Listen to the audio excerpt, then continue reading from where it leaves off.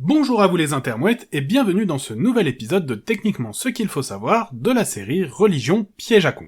La Bible a eu son Pentateuque et maintenant cette chaîne aura le sien sur les commentaires laissés par une personne extrêmement imbue d'elle-même avec un niveau de connaissance excessivement bas et qui ne parle que via son niveau d'incompétence et de sa mauvaise foi stratosphérique. Pour résumer, un croyant persuadé que tout ce qu'il dit est la vérité absolue et qui est prêt à mentir pour défendre sa religion.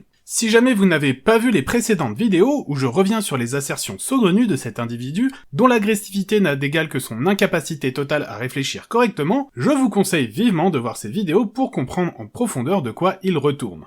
Je vous mets les liens dans la description de cette vidéo, ainsi qu'un lien vers la toute première qui s'affiche en haut à droite. Ça c'est pour vous, à la maison.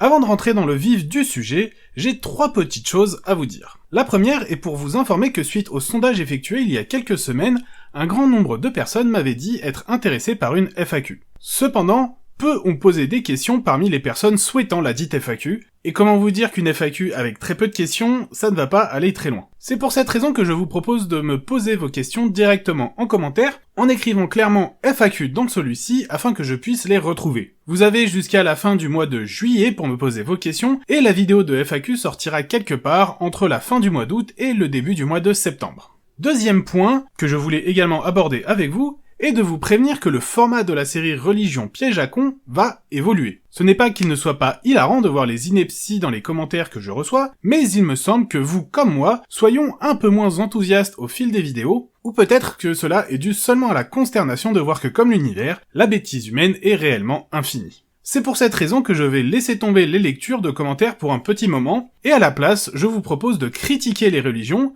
qui va consister donc à passer à la seconde pour voir directement ce que disent les textes religieux du monde qui nous entoure, de son origine, de son fonctionnement, et voir comment elles arrivent à se planter lamentablement de manière systématique. Elles arrivent même à faire plus fort qu'Aristote niveau conneries, ce qui relève quand même pas mal d'un véritable exploit. Quoi qu'il en soit, j'hésite actuellement entre 3 sujets pour la nouvelle mouture de la série, tous semblant aussi drôles et intéressants à aborder. Je vous propose donc de me dire dans les commentaires, encore une fois, le sujet que vous préférez, soit la création du monde qui est impossible, soit comment s'il était vrai le récit du déluge et de l'arche de Noé prouverait que l'évolution existe, ou enfin les effets délétères de la prière pour les malades. Sachant que la prière pourrait tenir en 1 ou 2 vidéos, tandis que les 2 autres sujets prendraient entre 5 et 10 vidéos pour être traités de façon correcte. Du coup, n'hésitez pas dans les commentaires à me dire lequel de ces sujets vous préféreriez que j'aborde en premier, en ajoutant le hashtag TartoCaca pour que je puisse plus facilement les retrouver. Enfin, 3e et dernier point, je tenais à vous informer que les vidéos risquent de s'espacer un peu plus à cause de la charge de travail que j'ai de mon côté. Mais bon, vous avez sûrement dû remarquer déjà que c'était un peu le cas. On verra donc au mois de septembre comment sera la situation et comment les choses évoluent, mais j'essaierai de me tenir à un minimum d'une vidéo toutes les 2 semaines si vraiment les choses deviennent difficiles à suivre pour moi. Voilà donc qui clôt les petits messages que je souhaitais vous faire passer. C'était vraiment très intéressant. Donc attachez bien vos ceintures et préparez-vous au départ. N'hésitez pas à liker la vidéo, à la partager ou même à la commenter si ce n'est pas déjà fait afin d'améliorer le référencement de cette dernière. Pour remettre les choses à plat, j'ai donc été contacté, ou plutôt devrais-je dire j'ai eu la malchance d'être contacté, par une personne tentant de me démontrer scientifiquement d'après elle que l'évolution est impossible. Il m'a fallu lui tirer les vers du nez pendant plusieurs semaines afin qu'il avoue enfin qu'il défendait un point de vue religieux et que d'après lui, son ami imaginaire n'ayant pas parlé d'évolution dans son livre soi-disant sacré, logiquement, l'évolution n'existerait tout simplement pas. Au passage, son livre sacré ne parle pas de koala et pourtant il existe.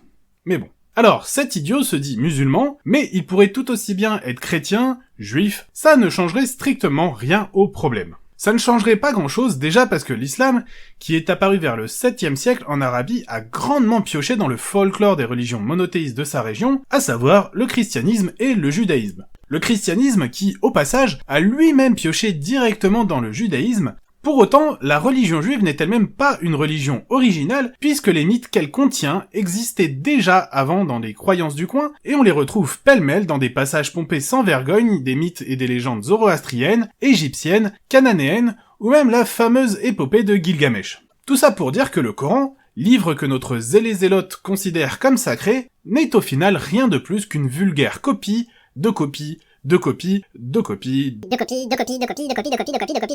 et encore et toujours de copies qui se sont succédées sur des millénaires, chacune s'inspirant fortement de ce qui l'a précédé et de ce qui l'entoure tout en modifiant un petit peu le récit au passage. Mais comme nous l'avons vu dans les précédentes vidéos, notre ignorant notoire n'hésite pas à recourir au mensonge, à la contradiction de ce qu'il a dit un peu avant, voire même à l'argumentatum ex culo pour asseoir qu'il dit la vérité et que s'il dit que l'évolution n'existe pas, eh ben c'est forcément qu'il a raison et que l'évolution n'existe pas.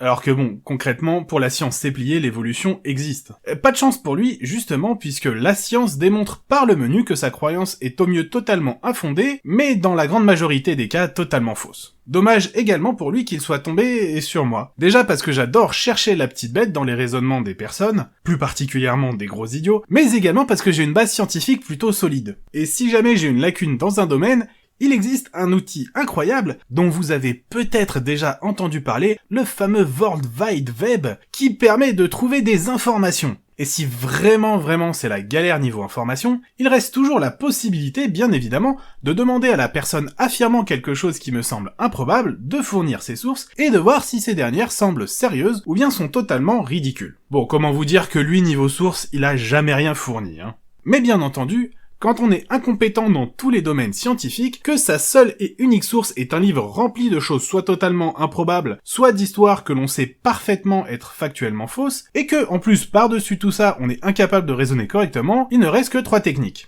La première, nous l'avons vu, c'est le mensonge. Affirmer qu'il a raison parce qu'il aurait 2 prix Nobel de médecine, afin d'essayer de se placer en tant qu'autorité, alors que personne n'a jamais reçu 2 prix Nobel dans ce domaine, et que toutes les personnes ayant reçu 2 fois le précieux sésame sont aujourd'hui mortes. Donc c'est déjà s'assurer de perdre toute crédibilité en une seule petite recherche, mais également de passer pour un menteur patenté. Rappelez-vous, hein, Internet, les recherches, tout ça.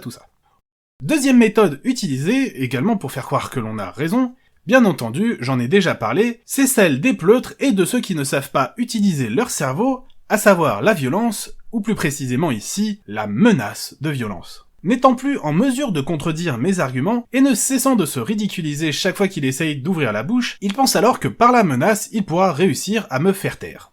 Mais déjà, que peut-on réellement attendre d'une personne qui vient poster des commentaires publics sur des vidéos et ose ensuite se plaindre qu'il n'a pas envie d'être sur YouTube et qui après me propose un débat en direct sur YouTube? C'est dommage, je l'ai pas gardé ce commentaire-là, mais je trouve l'enchaînement et la logique derrière parfaitement génial. Enfin, il reste une arme de choix quand les techniques du dessus n'ont pas marché, j'ai nommé la mauvaise foi. Et dans tous les sens du terme, sans mauvais jeu de mots. Déjà, il y a le fait de sans cesse utiliser le même homme de paille pour tenter de discréditer la véracité de la théorie de l'évolution. Comme en répétant que l'on n'a jamais vu un oiseau se transformer en dinosaure, comme le dirait notre cher incompétent, ou même de manière beaucoup plus générale, que l'on n'a jamais vu n'importe quel animal se transformer en un animal d'une autre espèce.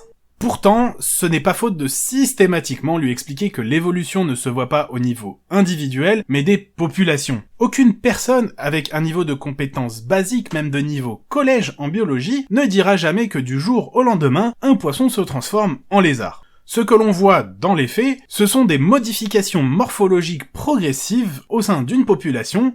Bien entendu, ces modifications se font sur des milliers, des dizaines de milliers, voire parfois des millions d'années. Déjà, on peut affirmer que cette personne est totalement inculte et qu'elle préfère régurgiter les mêmes arguments qui lui ont été assénés de façon répétée par des individus dont la compétence dans le domaine est tout aussi douteuse, mais dont la mauvaise foi est bien plus grande.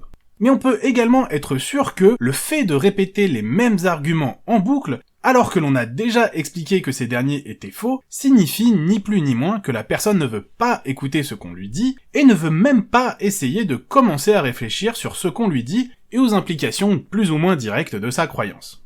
Car, au final, la croyance ne peut se développer que dans un environnement où l'ignorance fait office de loi. Écouter les personnes qui disent que ce que l'on dit est faux, ou bien réfléchir ne serait-ce que rapidement aux implications concrètes de la croyance, ne peuvent avoir d'autres conséquences que de craqueler le vernis de cette construction mentale bancale, et sans aucune justification que la volonté de se persuader que la croyance est juste, parce qu'elle nous tient à cœur. L'idée derrière son action est, je pense, qu'à force d'attaquer sans relâche la théorie de l'évolution, il pense que les gens finiront par trouver que cette pile argumentative leur parle, ou qu'un argument s'accorde avec leur système de pensée, et qu'au pire des cas, si rien n'arrive à foncièrement les convaincre, peut-être que le fait d'attaquer sans cesse le même point finira par réussir à convaincre les plus crédules que ces attaques se basent sur une raison justifiée. C'est comme cela que l'on se retrouve avec une personne assez idiote pour vouloir démontrer que l'évolution n'existe pas parce que l'obésité a augmenté dans la population humaine, que l'évolution n'existe pas parce que les moteurs de voitures s'usent, ou bien encore que l'évolution ne peut pas exister parce que les dinosaures n'ont jamais pollinisé les fleurs, contredisant au passage l'affirmation sortie un peu plus tôt que les dinosaures n'ont jamais existé par ce Gugus. Tous ces mécanismes font partie de ce que l'on appelle la défense Chewbacca, que l'on pourrait également appeler la défense Chick-Taba, qui est le grand copain poilu d'Albator. Bien sûr, même en la faisant briller de mille feux, la défense Chewbacca n'est pas toujours suffisante. Et dans ce cas, il est toujours possible d'avoir recours à la tentative de faire croire que l'on a gagné le débat, en allant à chaque fois insister auprès des personnes nouvellement arrivées dans les échanges que l'on a de toute façon gagné le débat depuis belle lurette, que l'adversaire a plié sous le poids immense des exemples fracassants, mais également que la logique déroulée dans un argumentaire impeccable et implacable ne souffre pas de la moindre faiblesse, et que seules les personnes suffisamment faibles d'esprit pourraient croire autre chose que ce que l'on affirme. Alors, pour être tout à fait honnête, les règles du débat sont plutôt claires là-dessus. Comme l'énonce si bien la loi de Dunth, également appelée loi de Parker, aucun lien avec Peter, Excusez-moi messieurs, Peter il fait du boucan dans les vatères. Plus on doit insister lourdement pour faire comprendre que l'on a gagné le débat, plus la probabilité que ce dernier soit en fait lamentablement perdu est forte. Et notre cher ami, non content d'être parfaitement incapable de formuler un raisonnement correct, n'a eu de cesse que de clamer à qui veut l'entendre qu'il m'avait ratatiné, avait parfaitement réussi à ridiculiser mon point de vue, à démonter l'ineptie sans fond qu'est la théorie de l'évolution. Alors qu'à y regarder de plus près, on voyait qu'il suffisait de le laisser parler pour qu'il se ratatine tout seul, que sans la moindre aide extérieure, il réussissait avec brio à ridiculiser aussi bien son point de vue que sa propre personne, et que seul le puissant fond de son incommensurable ignorance l'empêche de réellement comprendre la théorie de l'évolution. Il souhaite que tout le monde soit aussi ignorant que lui, aussi crédule pour gober sans même les remettre en question les écrits qu'il considère comme sacrés et les enseignements de religieux tout aussi incultes que lui dans les domaines scientifiques. En réalité, le monde ne peut pas être rempli de clones aussi peu éduqués, aussi peu capables de faire preuve d'intelligence. Car même au sein de ces coreligionnaires,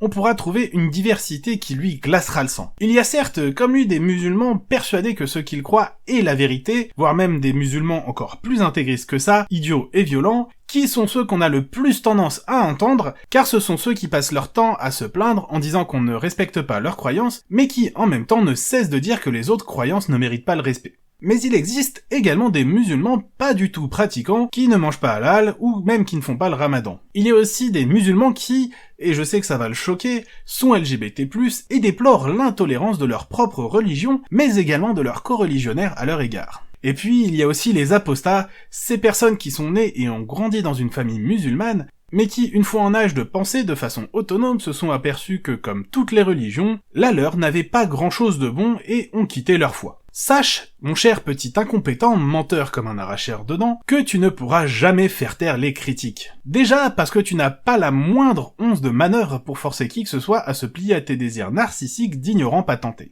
Mais également, car que tu le veuilles ou non, la critique des idées est à la base même des échanges entre les personnes. Lorsqu'une idée est critiquée, si l'on est persuadé que cette dernière est solide, alors elle ne risque strictement rien de la part de la critique, car elle a suffisamment d'arguments qui sont en eux-mêmes solides pour pouvoir démontrer que la critique n'a pas lieu d'être et l'encaisser sans broncher. Si tant est que l'idée de départ est bonne, mais pas très solide, la critique n'en est que plus importante, puisque critiquer les faiblesses d'une idée permet alors de réévaluer cette dernière, de lui trouver de meilleurs arguments et preuves qui résisteront mieux aux assauts futurs. Et si vraiment les faiblesses sont trop nombreuses, ces critiques répétées ne pourront que parvenir à te faire prendre conscience de la frivolité de ta croyance, ce qui pourra t'encourager à l'abandonner avant qu'elle ne s'effondre sur toi et que tu ne sois piégé dans cette dernière. On comprend alors très simplement que pointer les faiblesses d'une idée, en forçant à réévaluer ce point et à trouver une argumentation plus solide, n'a au final que des effets bénéfiques. Donc concrètement, qu'est-ce que l'on peut dire à ce genre d'idiot crédule et incompétent ? Déjà, de commencer à écouter ce que lui disent les autres. Parce que quand on ne cesse de sortir le même argument moisi de la non-observation de la transformation d'un animal en un autre, Alors que l'on a déjà expliqué que c'était totalement inepte, c'est véritablement faire étalage de tout son potentiel d'idiot. Parce que concrètement, faire une erreur une fois, ça arrive. 2 fois, 3 fois, ça peut arriver, mais ça commence à être un petit peu de la persévérance. Mais lorsque plus de 20 fois de suite, on fait systématiquement la même erreur, c'est que l'on est totalement idiot et que l'on a décidé de le rester et de ne rien apprendre de ses erreurs. Finalement, c'est un peu comme les 3 singes de la sagesse, mais où tout est inversé. Il ne veut pas voir les preuves, il ne veut pas écouter la logique, par contre, il aime parler et se ridiculiser. Et ça, il adore. Donc pour que les choses s'améliorent de son côté, on peut lui souhaiter d'apprendre à réellement écouter les autres, d'essayer de comprendre ce qu'ils lui disent, afin de lui-même s'améliorer. Parce que se terrer dans sa propre croyance, sans même écouter ce que les autres ont à en dire, c'est le meilleur moyen de ne jamais avancer. Ensuite, on peut bien évidemment lui souhaiter de s'instruire. Parce qu'il y a qu'à regarder les commentaires, on n'y est pas encore. Et pourtant, l'instruction c'est bien. L'instruction ça permet de mieux comprendre le monde dans lequel on vit. L'instruction ça apporte une ouverture sur les autres parce qu'on comprend alors que les croyances, aussi chères qu'elles puissent être à nos yeux, ne sont pas plus fondées que celles que l'on trouve dans d'autres cultures. Et également parce que l'instruction, ça permet également de ne pas systématiquement passer pour un imbécile incapable de raisonner à chaque fois qu'on ouvre la bouche. Donc ouais, franchement, l'instruction c'est bien. Et enfin, très étonnamment, on peut lui souhaiter d'étudier les textes religieux qu'il considère comme sacrés plus en profondeur. J'ai conscience que ça peut paraître totalement paradoxal comme approche, mais justement, seule l'étude approfondie de ces textes permet de percevoir réellement toutes les contradictions qu'ils contiennent. Parce que ce n'est pas les petites histoires que l'on apprend dès l'enfance, qui regroupent uniquement les passages considérés comme pertinents, accompagnés bien souvent de l'explication qu'en font les officiers du culte, qui va permettre de percevoir les contradictions.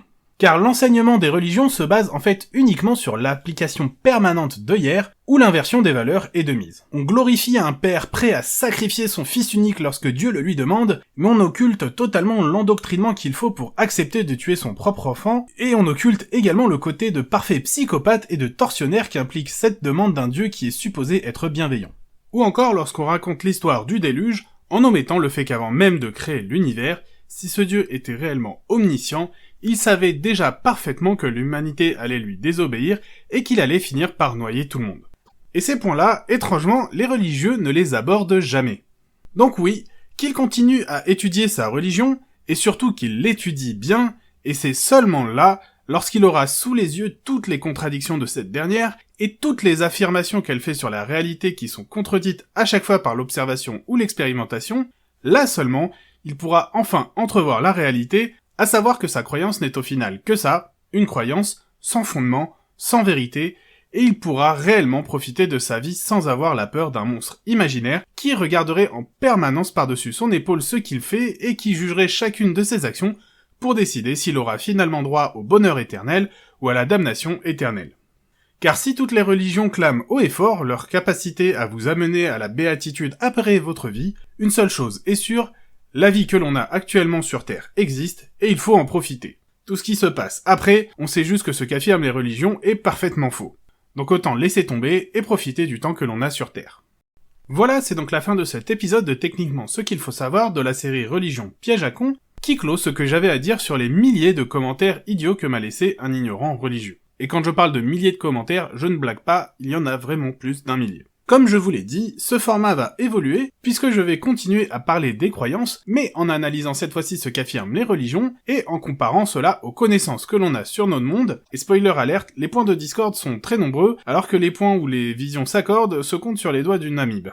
Quoi qu'il en soit, comme d'habitude, je vous invite à partager ma vidéo, à la commenter, mais également à la liker afin d'améliorer le référencement de la chaîne. Vous avez également la possibilité de me suivre sur les réseaux sociaux où vous serez informé des épisodes à venir, et vous pouvez également me proposer des sujets que vous aimeriez voir traités ici. Bien sûr, si ce n'est pas déjà fait, je vous invite à vous abonner à la chaîne et à cliquer sur la cloche afin d'être informé des nouvelles vidéos et de ne rien rater de l'actualité de cette dernière. Je vous dis en tout cas à bientôt pour un nouvel épisode de Techniquement ce qu'il faut savoir.